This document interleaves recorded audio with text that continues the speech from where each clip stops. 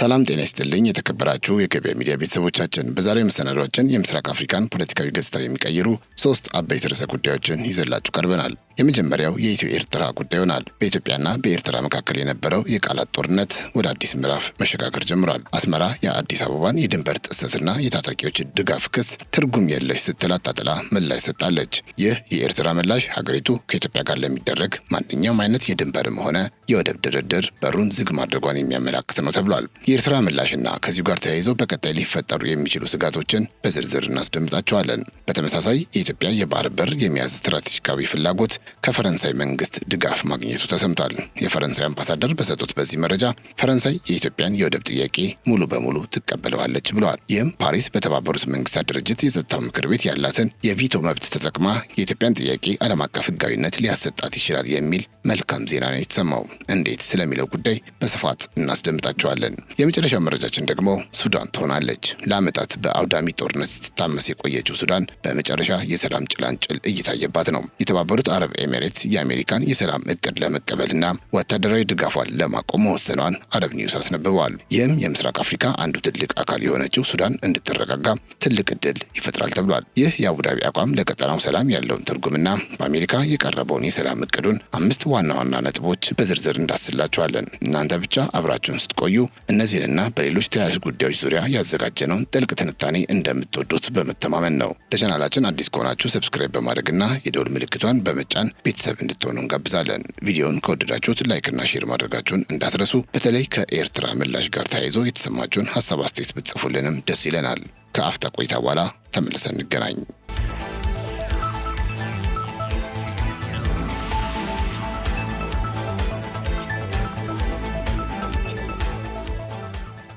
ቀዳሚው መረጃችን የኢትዮጵያ ደብዳቤና የኤርትራ ምላሽ ይሆናል። የኤርትራ መንግስት ከኢትዮጵያ የቀረበበትን ወታደራዊና ፖለቲካዊ ውንጀላ ትርጉም የለሽ ሲል በማጣጣል በሁለቱ ሀገራት መካከል ለተቀሰቀሰው አዲስ ውዝግብ እውቅና እንደማይሰጥ በይፋ አስታውቋል። ኤርትራ በማስታወቂያ ሚኒስትሯ በኩል በወጣችው አጭር መግለጫ አስመራ በጉዳዩ ላይ ነዳጅ ለመጨመርም ሆነ ሁኔታውን ይበልጥ ለማቀጣጠል ምንም አይነት ፍላጎት እንደሌላት ገልጻለች።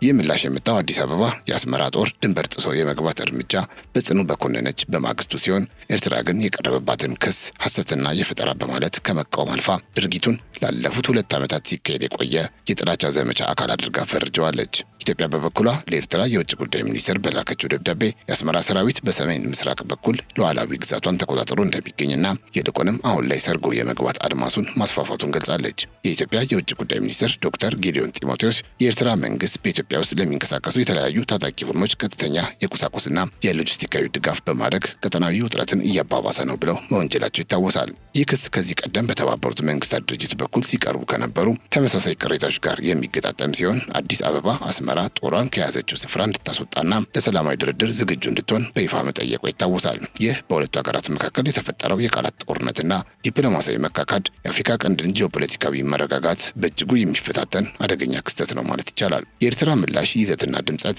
ሀገሪቱ ከኢትዮጵያ ጋር ለሚደረግ ማንኛውም አይነት የድንበርም ሆነ የወደብ ድርድር በሩን ዝግ ማድረጓን የሚያመላክት ነው። አዲስ አበባ ወታደራዊ ኃይሎች ከድንበሯ ከወጡ በአሰብ ወደብ በኩል የባህር መዳረሻ ለማግኘት በቅን ልቦና ለመደራደር መዘጋጀቷን ብትገልጽም አስመራ ግን ይህንን ጥያቄ እንዳስገራሚና ሌላ ዓላማ ያለው ተግባር አድርጋ በመመልከት የዲፕሎማሲያዊ መፍትሄውን እድል አጥብበዋለች። ከዚህ ባሻገር በቀጠናው የሚንቀሳቀሱ ታጣቂ ኃይሎችን በተመለከተ የቀረበው ክስ በሁለቱ ሀገራት መካከል ያለውን ጥርጣሬ ወደ ለየለት የውክልና ጦርነት ወይም ፕሮክሲ ዋር ሊቀይረው የሚችል ስጋት ደቅኗል። ኢትዮጵያ የተለያዩ ታጣቂ ቡድኖች በአስመራ እንደሚደገፉ በዝርዝር መጥቀሷ የሀገር ውስጥ ደህንነቷ ከኤርትራ ወታደራዊ ስትራቴጂ ጋር መቆላለፉን የሚያሳይ ነው። ይህ አይነቱ ውንጀላ ደግሞ ከድንበር ይገባኛል ጥያቄ ባለፈ በሀገራቱ መካከል ያለውን የእርስ በርስና የፖለቲካ ግንኙነት ወደማይመለስበት የጥልቀት ደረጃ ያወረደው ሲሆን የሰላም ስምምነቶች ሙሉ በሙሉ ተግባራዊ ሳይሆኑ መቅረታቸው ለግጭቱ መባባስ እንደ ዋነኛ ምክንያት ይነሳል። የኤርትራ ዝምታን የመምረጥ ወይም ውንጀላዎችን የፈጠራ ብሎ የማለፍ ስልት ከጀርባው ያለውን ወታደራዊ ዝግጅትና የቀጠናዊ ኃይል ሚዛን ፍላጎትን የሚሸፍን አይደለም። አስመራ ለቀረበባት የድንበር ጥሰት ክስ ግልጽ ማብራሪያ ከመስጠት ይልቅ የኢትዮጵያን ደብዳቤ አሳዛኝ ተግባር ብላ መፈረጇ በሁለቱ ወገኖች መካከል ያለው የመገናኛ መስመር መቋረጡን ያሳያል። ይህም በድንበር አካባቢ ለተሰማሩት የሁለቱም ሀገራት ሰራዊቶች የተሳሳተ ምልክት ሊሰጥ ስለሚችል ጥቂት የግጭት ብልጭታዎች ወደ ሰፊ ጦርነት የመቀየር እድላቸውን በእጅጉ ከፍ ያደርጓል ተብሎ ስጋት ፈጥረዋል። ኢትዮጵያ ጉዳዩን ወደ ዓለም አቀፍ መድረኮች በመውሰድና በተባበሩት መንግስታት ድርጅት ዋና ጸሐፊ ዘንድ አቤቱታ ለማቅረብ ማቀዷ ጉዳዩን ከሁለትዮሽ ውዝግብነት ወደ ዓለም አቀፍ ጫና ለማሳደግ ያላትን ፍላጎት የሚያሳይ ነው ተብሏል። ይህ ዲፕሎማሲያዊ ጥረት ኤርትራን በዓለም አቀፍ ማህበረሰብ ፊት ሰላም አደፍራሽ አድርጎ ለመሳል ያለመ ቢሆንም አስመራ ግን ለእንደዚህ አይነቱ ጫና አዲስ አለመሆኗ ይታወቃል። ይሁን እንጂ በሰሜን ምስራቅ ድንበር አካባቢ የተፈጠረው አዲስ ወታደራዊ እንቅስቃሴ የሀገራቱን የደህንነት ስጋት ወደ ከፍተኛ ደረጃ ያሸጋገረው በመሆኑ የዓለም አቀፉ ማህበረሰብ ጣልቃ ገብነት አስፈላጊነት ከምንጊዜውም በላይ ጎልቶ ወጥቷል። የታጣቂዎች ጉዳይና የድንበር ማካለል ውዝግብ ተሳስረው የቀጠሉባቸው ያለፉት ጥቂት ወራት በቀጣናው ሰላም ለማምጣት የሚደረጉ ጥረቶችን ሁሉ መና ያስቀሩ ነበሩ። ኢትዮጵያ የአሰብን ወደብ አጠቃቀምን እንደ ድርድር ማባቢያ ብታቀርብም የኤርትራ መንግስት ግን ይህንን እንደ ሉዓላዊነት መደፈር በመቁጠር በቁጣ ምላሽ መስጠቱ ይታወቃል። ይህ ሁኔታ በሁለቱ ሀገራት መካከል የነበረው እንደ አውሮፓውያን አቆጣጠር የ2018 የሰላም ስምምነት መንፈስ ሙሉ በሙሉ መክሰሙንና ይልቁንም ወደ ቀድሞ የጠላትነት መንፈስ መመለሳቸውን የሚያረጋግጥ እንደሆነ ተገልጿል። በመጨረሻም ይህ እየተካሄደ ያለው የቃላት ፍጥጫና የድንበር ጥሰት ውንጀላ የአፍሪካ ቀንድን ወደማይታወቅ መዳረሻ ሊመራው ይችላል የሚል ስጋት አለ። የኤርትራ ውድቅ የማድረግ ስልትና የኢትዮጵያ የክስ ሪፖርቶች ሀገራቱ ወደ ጠረጴዛ ዙሪያ ውይይት ከመምጣት ይልቅ ወደ ወታደራዊ አማራጭ እያዘነበሉ መሆናቸውን ይጠቁማሉ። በቀጣይ ቀናት በመሬት ላይ የሚታዩ የእንቅስቃሴ ለውጦችና የታጣቂዎች እንቅስቃሴ ሁኔታ በሁለቱ ሀገራት መካከል ያለውን ግንኙነት ወዴት እንደሚያመራው ይጠበቃል።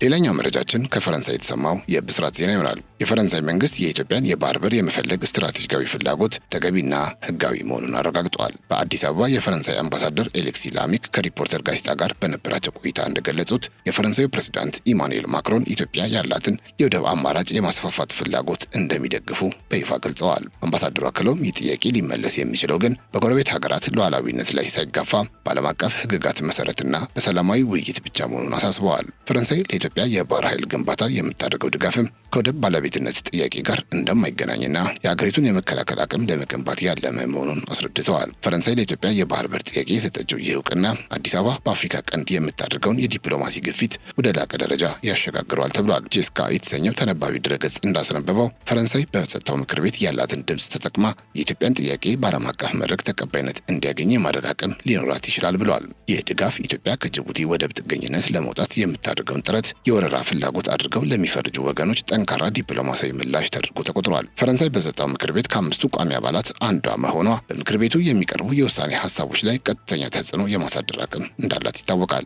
ኢትዮጵያ ከጎረቤት ሀገራት ጋር በሚኖራት ውዝግብ ወይም ስምምነት ላይ ዓለም አቀፍ ጫናዎች ቢመጡ ፈረንሳይ የኢትዮጵያን ፍላጎት የሚጎዱ ውሳኔዎችን በማገድ ወይም በማሻሻል በኩል ጋሻ ልትሆን እንደምትችል ተገምቷል። ይህ ደግሞ ኢትዮጵያ የጠየቀችው የባህር በር ይገባኛል ጥያቄ በሀያላን ሀገራት ድጋፍ የታጀበ እንዲሆን ያደርገዋል። ከዚሁ ጋር ተያይዘው ኢትዮጵያ የባህር በር ለማግኘት የምታደርገው ጥረት በጎረቤቶቿ ዘንድ እንደ አስገዳጅ ወይም የወረራ ስልት ተደርጎ ሲወሰድ፣ ፈረንሳይ ግን ይህን ጥያቄ ህጋዊና ፍትሐዊ ነው ብላ መከራከሯ የአመለካከት ለውጥ ያመጣል። ፈረንሳይ ይህንን አቋሟን በጸጥታው ምክር ቤት ይፋዊ መግለጫዎች ውስጥ ካካተተቻቸው የኢትዮጵያ ጥያቄ ከቀጠናዊ ውጥረትነት ወጥቶ ዓለም አቀፍ ህግ የሚደግፈው የታሪክ ስህተትን የማረም ወይም የኢኮኖሚ መብት ተደርጎ እንዲታይ ሊያደርገው ይችላል። ከዚህ ባሻገር ፈረንሳይ በጸጥታው ምክር ቤት ብቻ ሳይሆን በአውሮፓ ህብረት ውስጥም ግንባር ቀደም መሪ ናት። ፓሪስ የኢትዮጵያን የባህር በር ጥያቄ ከደገፈች ሌሎች እንደ ጀርመንና ጣሊያን ያሉ ሀገራት ተመሳሳይ አቋም እንዲይዙ ዲፕሎማሲያዊ ግፊት ማድረግ ትችላለች። ይህ ደግሞ ኢትዮጵያ ከምዕራባውያን ጋር ያላትን ግንኙነት በማጠናከር በወደብ ግንባታና በሎጂስቲካዊ መሰረተ ልማት ላይ የሚፈለገውን የገንዘብና የቴክኖሎጂ ድጋፍ ለማግኘት ምቹ ሁኔታን ይፈጥርላታል። በተለይም እንደ ግብጽ ያሉ ሀገራት የኢትዮጵያን የባህር በር ጥያቄ ከአባይ ግድብ ውዝግብ ጋር በማያያዝ በጸጥታው ምክር ቤት ጫና ለመፍጠር ቢሞክሩ ፈረንሳይ የኢትዮጵያን የባህር በር ጥያቄ ከጸጥታ ስጋትነት ነጥላ ወደ ቀጠናዊ ትብብርና ልማት እንዲያመራ የማድረግ ሚና ትጫወታለች። አምባሳደር ላሚክ እንደገለጹት ፈረንሳይ ጉዳዩን በውይይት እንዲያልቅ መገፋፋቷ ምክር ቤቱ በኢትዮጵያ ላይ ማዕቀብ ወይም የጥንቃቄ እርምጃ ከመውሰድ ይልቅ አደራዳሪነት ላይ እንዲያተኩር ያደርገዋል ተብሏል። በዚህም ፈረንሳይ የኢትዮጵያ የባህር ኃይል እንዲገነባ የምታደርገው ድጋፍ ኢትዮጵያ ወደፊት በባህር ላይ የምታገኘው ድርሻ ለቀይ ባህር ጸጥታ ጠቃሚ ነው የሚል እውቅና በጸጥታው ምክር ቤት እንዲሰጠው ያደርጋል። ኢትዮጵያ የባህር ላይ ሰላም አስከባሪ አባል እንድትሆንና በዓለም አቀፍ የባህር ትራንስፖርት ጥበቃ ላይ እንድትሳተፍ ፈረንሳይ የምታደርገው ግፊት የኢትዮጵያን የባህር በር ባለቤትነት አስፈላጊነት በዓለም ፊት የሚያጎላ እንደሚሆን እንደሚሆን ይገመታል። በጥቅሉ ይህ የፈረንሳይ ድጋፍ ለኢትዮጵያ የዲፕሎማሲያዊ ዋስትና ድምፅ ተደርጎ ሊቆጠር ይችላል። ይህ ድምፅ የኢትዮጵያን ፍላጎት ከቀጠናዊ ግጭት አውጥቶ በዓለም አቀፍ ደረጃ ተቀባይነት ያለውና በሕግ የተደገፈ የልማት ጥያቄ እንዲሆን የማድረግ ታላቅ ኃይል አለው ተብሏል። ከዚህ ባሻገር አምባሳደር ላሚክ እንደጠቀሱት በአውሮፓ ውስጥ ዝግ መሬት ያላቸው ሀገራት ወይም ላንድ ሎክድ ካንትሪስ ያሏቸው የወደብ መብታቸው የተረጋገጡት በጦርነት ሳይሆን በመተማመን ግንባታ መሆኑን የጠቀሱ ሲሆን ይህም ኢትዮጵያ ከአጎራባች ሀገራት በተለይም ከኤርትራና ከሶማሊያ ጋር ያለባትን የጥርጣሬ ድባብ ለመስበር የዲፕሎማሲ ትዕግስት እንደሚያስፈልጋት ያሳያል ይላል ዘገባው። ከዚህ ባሻገር ፈረንሳይ የኢትዮጵያን የባህር ኃይል ለማደራጀት የምታደርገው ድጋፍ ኢትዮጵያ ወደፊት የባህር በር ስታገኝ የምትጠቀምበትን ዝግጁነት ከወዲሁ የማጠናከር ስራ እንደሆነ ተጠቅሷል። ይህ ደግሞ በኤርትራና በግብጽ በኩል ስጋትን ሊጭር እንደሚችል ቢገመትም ፈረንሳይ ግን ሂደቱ በህግ አግባብ እንዲመራ ግፊት እያደረገች ነው። በጥቅሉ የፈረንሳይ ድጋፍ ኢትዮጵያን በዓለም አቀፍ ህግ ዙሪያ እንድትሰለፍ የሚያበረታታ ሲሆን በቀጣይ የሚኖሩ የባህር በር ድርድሮች ከሁለትዮሽ ስምምነት ባለፈ እንደ አፍሪካ ህብረትና የተባበሩት መንግስታት ያሉ ተቋማት እውቅና እንዲሰጧቸው መሰረት የሚጥል እንደሆነ ተጠቁሟል።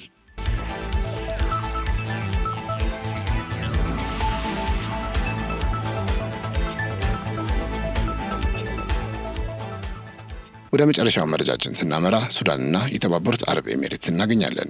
የተባበሩት አረብ ኤሚሬትስ በሱዳን ለ2 ዓመታት ገደማ የዘለቀውን አውዳሚ የእርስ በርስ ጦርነት ለማስቆም በአሜሪካ የቀረበውን አጠቃላይ የሰላም እቅድ መደገፏን አረጋግጣለች። የሀገሪቱ የውጭ ጉዳይ ሚኒስትር እንዳስታወቀው አቡዳቢ በፕሬዚዳንት ዶናልድ ትራምፕ ከፍተኛ አማካሪ ማሳድ ቡሎስ ይፋ የተደረገውን ባለ 5 ነጥብ የሰላም ተነሳሽነት በደስታ ትቀበላለች ብለዋል። ይህ ድጋፍ የመጣው ኤሚሬትስ በሱዳን ግጭት ውስጥ ጣልቃ በመግባትና ጦርነቱን በማቀጣጠል ረገድ ክስ እየቀረበባት ባለበት ወቅት ሲሆን አሁን ግን በአሜሪካ የሚመራውን የሽምግልና ቡድን በመቀላቀል ለዘላቂ ተኩስ አቁምና ለፖለቲካ ሽግግር በቅንጅት ለመስራት ቃል ገብታለች ሲል አረብ ኒውስ አስነብቧል። የተባበሩት አረብ ኤሚሬትስ ለአሜሪካው የሰላም እቅድ የሰጠችው ይህ ይፋዊ እውቅና በሱዳን ምድር ለሚካሄደው ደም አፋሳሽ ግጭት ዲፕሎማሲያዊ መፍትሄ ለመስጠት የተያዘ ትልቅ ስትራቴጂካዊ እርምጃ ነው። አቡዳቢ ይህንን እቅድ ለመደገፍ መወሰኗ እስካሁን በሱዳን ተፋላሚ ወገኖች ዘንድ ይደረግ የነበረውን ማንኛውንም አይነት ወታደራዊ ድጋፍ እንደምታቆም የሚያመላክት ግልጽ ምልክት ተደርጎ ተወስዷል። ይህ ውሳኔ በሱዳን መሬት ላይ ያለውን የኃይል ሚዛን በመቀየር ረገድ ወሳኝ ሚና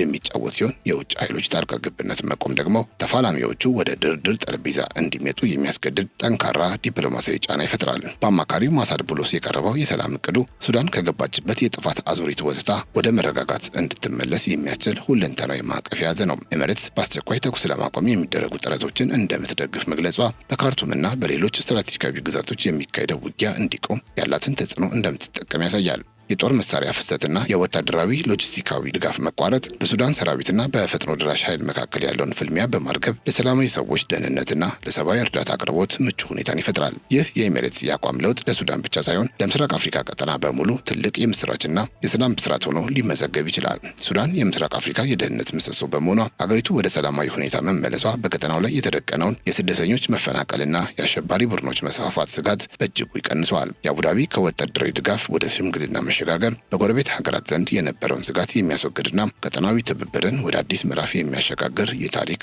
አጋጣሚ ሆኖ ይታያል። የሰላም እቅዱ ውስጥ የተካተተው የፖለቲካ ሽግግርና የሀገር መልሶ ግንባታ ሂደት ሱዳን ወደ ሲቪል አስተዳደር የምትመለስበትን መሰረት የሚጥል ነው።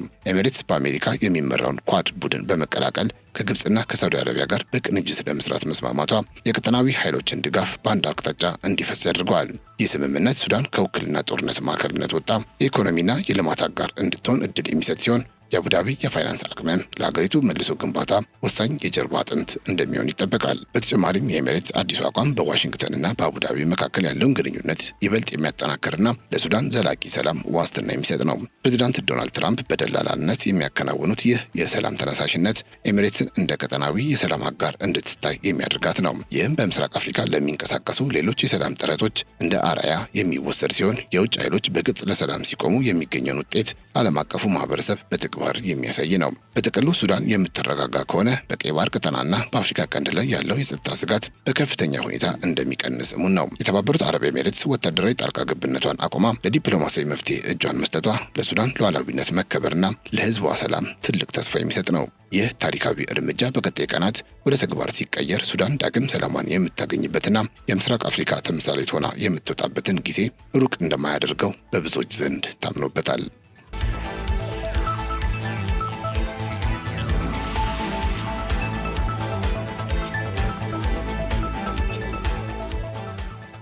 የተከበራችሁ የገበያ ሚዲያ ቤተሰቦቻችን ለዛሬ ያዝንላችሁ መረጃዎች እነዚህን ይመስሉ ነበር። ቻናላችንን ሰብስክራይብ፣ ይህን ቪዲዮ ደግሞ ላይክ ማድረጋችሁን እንዳትረሱ ስንል በአክብሮት ለማስታወስ እንወዳለን። በያላችሁበት ሰላም